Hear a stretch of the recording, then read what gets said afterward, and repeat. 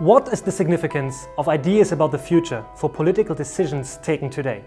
Do different political systems imagine the future in different ways? When facing decisions with long-term impact, politicians often turn to experts in forecasting or modeling, such as scholars or think tanks.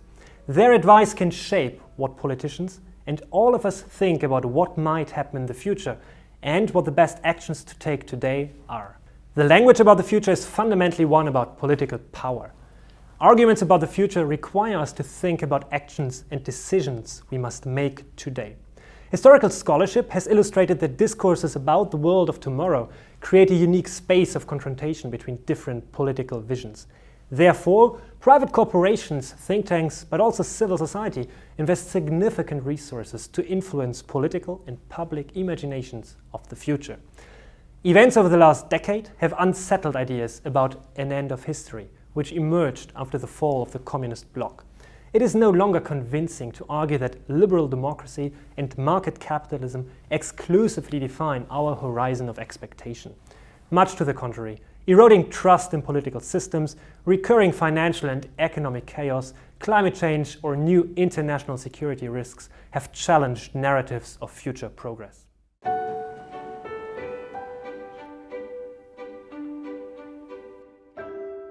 My research centers on the post-9/11 world, characterized by new uncertainties and societal threats.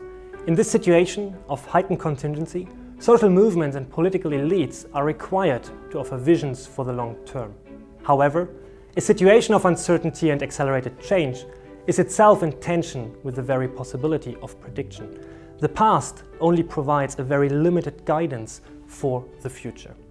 The project is comparative and looks at France, Russia, and the US. I focus in particular on the role of the future in decision-making in climate change, intergenerational justice, and international security. These policy fields are key challenges for contemporary societies across the globe. France, Russia, and the US vary in terms of their historical trajectories, their current political systems, and the ways they approach the future. My research objectives are to identify and assess the actors, such as governmental and supranational agencies, NGOs, or private corporations, who shape socially and politically relevant ideas about the future. What kind of organizations do politicians listen to? What relationships to future generations do different actors take? On a theoretical level, I want to analyze and compare the ethical principles that sustain future-directed political decisions. What are the motivations to engage with the future? Lastly, to bring out the extent to which differences in political systems restrict how the future is conceived and what can be said and done about it. What power does the state claim in shaping the future? In Western democracies, with integrated markets and multi-level governance, we observe a continuous reduction of what a state can claim to achieve in shaping a country's trajectory.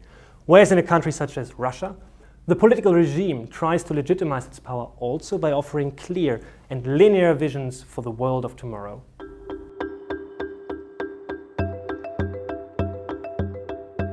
I combine qualitative and quantitative methods of discourse analysis.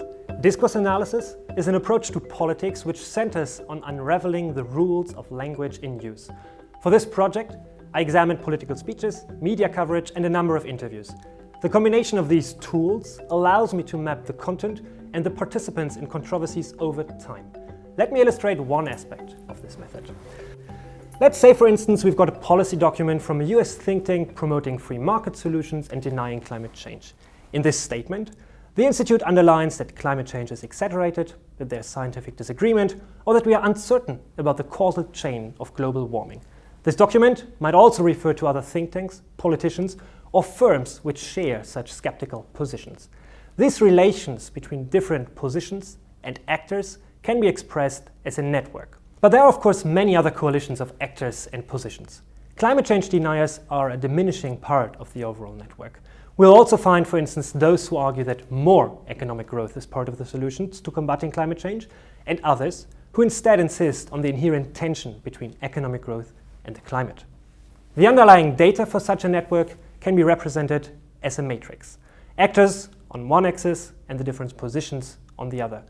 With the textual data, political speeches or media coverage expressed in matrix form, quantitative network analysis can be undertaken.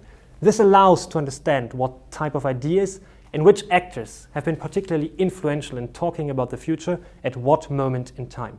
It also allows to understand the coalitions or clusters in the network and the political relevance of these groups. The aim of the fellowship is to write a book on the futures we make. At the same time, I want to continue working on methods of text or discourse analysis, which I also teach at the University of Oxford. Post 9/11, we face new and qualitatively different uncertainties compared to those of the Cold War. Therefore, an understanding of how and what politically relevant futures are being made is crucial for citizens and governments. We need to gain a better understanding of possible futures and cultivate an awareness for the long-term consequences of decisions taken now.